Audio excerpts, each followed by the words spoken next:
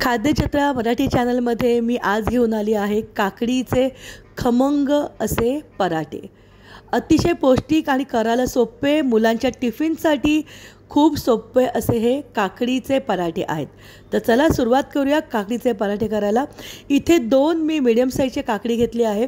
वजनावरती हे 300 ग्रॅम होत्या। हिरव्या मिरच्या तुमच्या आवडीप्रमाणे, भरपूर कोथिंबीर आणि आलं घेतले 1 इंच। इथे हिरव्या मिरच्या आणि आलं आपल्याला मिक्सरमधून ग्राइंड करून घ्यायचं आहे, कारण लहान मुलांच्या तोंडामध्ये मिरच्या आलं तर ते खाणार नाहीत। त्याच्यामुळे ह्याला मिक्सरमधून मी ग्राइंड करून घेतले। थोडीशी कोथिंबीर पण टाकून घेतलेली होती त्याच्यामध्ये आणि खडबडीत असं त्याला मी ग्राइंड करून घेतलेलं आहे। आता जी काकडी घेतलेली आहे, मार्केटमध्ये अशी पांढरसर रंगाची काकडीसुद्धा येते आणि हिरवीगार काकडीसुद्धा येते। तुम्हाला जी सहज अवेलेबल असेल ती काकडी घ्या। काकडी स्वच्छ धुवायची आहे, सोलून घ्यायची आहे। काकडीचा जो पुढचा भाग असतो थोडासा कापून खाऊन बघा, काकडी कडू तर नाही आहे ना, आणि काकडीला किसून घ्यायची आहे। काकडीमध्ये भरपूर प्रमाणामध्ये पाणी असतं, त्याच्यामुळे ॲडिशनल आपल्याला अजून पाणी घालायची गरज नाही आहे। आपण त्याच्यामध्ये 1 टेबलस्पून घातले धन्याची पावडर, अर्धा टेबलस्पून जिरा पावडर आहे, 2 मोठे टेबलस्पून भरून मी घातलेले तीळ, 1 टीस्पून हळद घातले, पाव चमचा हिंग घातलेला आहे त्याच्यामध्ये, आणि थोडंसं हातावरती चुरून मी ओवा घातला आहे। मिक्सरमध्ये ग्राइंड केलेलं आपण हिरवी मिरचीची पेस्ट टाकलेली आहे, थोडीशी साखर घातली आहे मी त्याच्यामध्ये, चवीप्रमाणे मीठ, 2 वाट्या घेतलेला आहे इथे मी कणिक, आणि 2 टेबलस्पून घेतलेलं आहे मी चण्याचं पीठ। कणिक माझी 200 ग्रॅम इतकी होती, मीठ अंदाजाने घातलेलं आहे। सुरुवातीला काकडीला जे पाणी सुटलं होतं त्याच्यामध्येच आपल्याला हे पीठ भिजून घ्यायचं आहे। समजा जर लागलं तर वरती थोडंसं पाण्याचा आपल्याला हबका द्यायचा आहे आणि पीठ भिजवायचं आहे। पीठ भिजवताना घट्टच भिजवायचं आहे, कारण काकडी हे पाणी सोडतं। हे पण लक्षात ठेवा की हे पीठ भिजवून आपल्याला खूप वेळ नाही ठेवायचं आहे, कारण जसं जसं हे पीठ भिजत जाईल तसं त्याला पाणी सुटत जातं। त्याच्यामुळे लागलं तर पाण्याचा हबका देऊन इथे आपण हे कणिक मळून घेणार आहोत।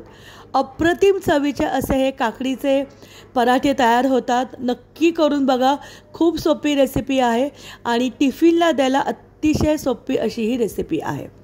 बघा, पीठ भिजून झालं आहे, वरती थोडंसं तेलाचा हात लावत आहे मी, जेणेकरून काकडी अजून जास्त पाणी नाही सोडणार।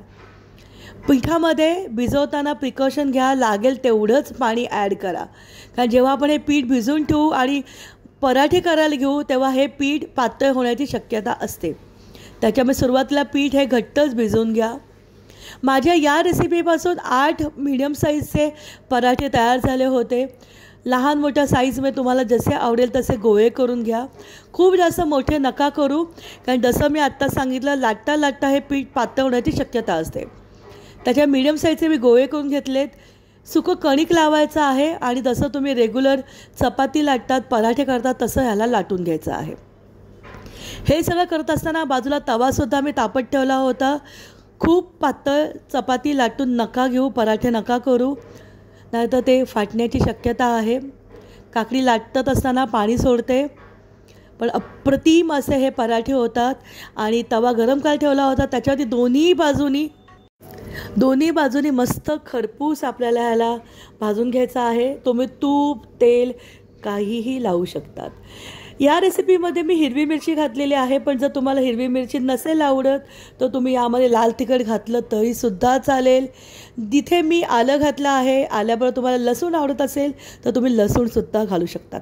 अप्रतिम चवीचे काकडीचे असे हे पराठे तयार होतात आणि अतिशय हेल्दी आहेत। मुलांच्या डब्याला नक्की ट्राय करा। व्हिडिओ आवडला असेल तर आमच्या यूट्यूब मराठी चॅनल खाद्यजत्रा या चॅनलच्या व्हिडिओला लाईक करा, व्हिडिओला जास्तीत जास्त शेअर करा आणि बाजूला दिलेला बेल आयकॉनला क्लिक करा। तयार झाले गरमागरम असे आपले काकडीचे पराठे। तुम्ही ह्याला दह्याबरोबर सर्व करू शकतात, लोणचं किंवा टॅमॅटो सॉस कशाबरोबरसुद्धा तुम्ही याला सर्व करू शकतात।